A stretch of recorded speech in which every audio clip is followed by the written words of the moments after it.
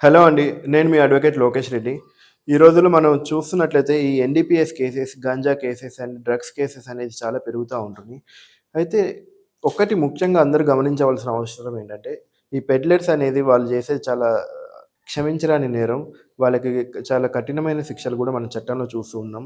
అయితే చాలామంది ఈ కన్జ్యూమర్స్ అంటే ఈ డ్రగ్స్ వినియోగదారులు ఎవరైతే ఉన్నారో వాళ్ళు గూడా జైలుకి వెళ్ళడం, ఈ కేసులలో ఇరుక్కొని కోర్టులో కొన్ని నెలల పాటు, నెలలు కూడా కాదు సంవత్సరాల పాటు కోర్టు చుట్టూ తిరుగుతూ ఉంటున్నారు. చిన్న ఎన్‌డీపీఎస్ కేస్‌కి కూడా 2, 3 సంవత్సరాలు కోర్టు చుట్టూ తిరుగుతూ ఉంటున్నారు.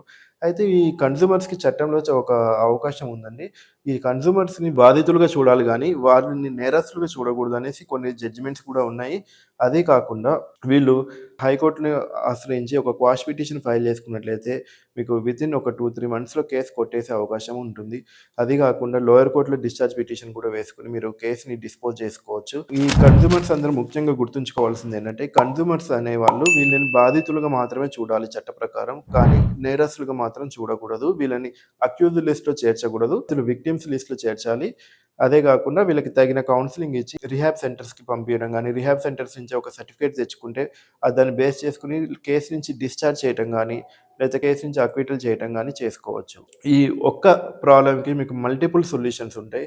ఈటిలో ఏ సొల్యూషన్ అనేది బెస్ట్ అనేది మీరు దగ్గరలో ఉన్న న్యాయ నిపుణులను కనుక్కొని మీరు మీ సర్కమ్‌స్టాన్సెస్, మీ సిట్యుయేషన్స్ అండ్ మీ ఏజ్ అండ్ ఆక్యుపేషన్ బట్టి మనం సరైన డెసిషన్ తీసుకుంటే మీకు త్వరగా న్యాయం జరిగే అవకాశం ఉంది.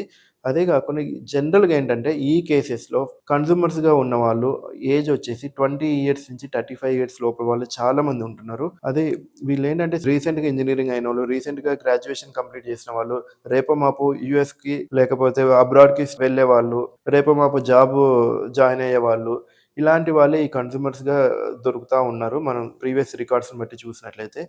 అయితే వీళ్ళకి ముఖ్యంగా ఏంటంటే, ఒక్కసారి వాళ్ళ మీద ఎన్‌డీపీఎస్ కేస్ పెండింగ్ ఉంటే, జాబ్‌లో జాయిన్ అయ్యేటప్పుడు బ్యాక్‌గ్రౌండ్ వెరిఫికేషన్‌లో చాలా ఇబ్బందవుతుంది. దాన్ని పీవీసీ అంటారు. పోలీస్ వెరిఫికేషన్ చెక్‌లో చాలా ఇబ్బంది జరిగి, జాబ్‌లో బ్యాక్‌గ్రౌండ్ వెరిఫికేషన్‌లో ఇబ్బంది జరిగి వాళ్ళ ఉద్యోగం పోయే అవకాశం ఉంది. అదే గాకుండా పాస్‌పోర్ట్ తీసుకోవాలన్నా, పాస్‌పోర్ట్ రెన్యువల్ జేసుకోవాలన్నా, కొన్ని కంట్రీస్‌కి వీసా రావాలన్నా అబ్రాడ్‌కి ట్రావెల్ చేయాలన్నా, తర్వాత నామినేటెడ్ జాబ్స్ తీసుకోవాలన్నా, గవర్నమెంట్ జాబ్స్ తీసుకోవాలన్నా, కొన్ని ఎంఎన్‌సీస్‌లలో ఒక ప్రైవేట్ జాబ్స్ రావాలన్నా, అండ్ కొన్ని కేసెస్‌లలో ఎలక్షన్‌ల కంటెస్ట్ చేసేటప్పుడు కూడా కొంచెం ఇబ్బందిగా మారే అవకాశం ఉంటుంది. నా మెయిన్ సలహా ఏంటంటే, ఇలాంటి కేసెస్‌లో మీరు ఇమ్మీడియేట్‌గా కేసు ట్రయల్ కోసం ఒక 2-3 ఇయర్స్ టైం పడుతుంది కాబట్టి, హైకోర్ట్‌లో క్వాష్ గాని, లోయర్ కోర్ట్‌లో డిశ్చార్జ్ గాని వేసుకొని, ప్రాపర్ వేలో వెళ్తే మీకు త్వరగా న్యాయం జరిగి, మీరు కేసు నుంచి బయటపడే అవకాశం కూడా ఉంటుంది.